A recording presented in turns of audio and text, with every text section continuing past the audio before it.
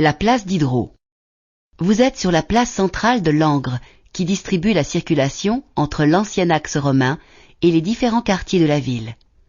Elle porte aujourd'hui le nom du maître de l'encyclopédie Denis Diderot, qu'elle a vu naître le 13 octobre 1713 au numéro 9.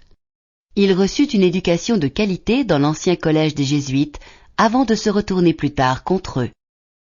Matérialiste et athée, il ne deviendra pas chanoine comme le désirait son père. À 15 ans, il part pour Paris et se livre à des études brillantes.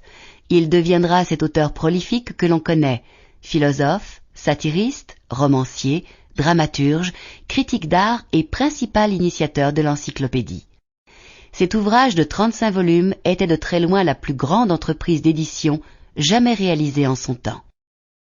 De son vivant, il semble qu'entre les Langrois et le philosophe, il y ait eu une incompréhension et une réserve réciproque. Peut-être n'ont-ils jamais accepté les critiques suivantes de l'encyclopédiste. Les habitants de ce pays ont beaucoup d'esprit, trop de vivacité, une inconstance de girouette. La tête d'un Langrois est sur ses épaules comme un coq d'église du haut d'un clocher. Cependant, Diderot est demeuré très attaché à sa ville natale.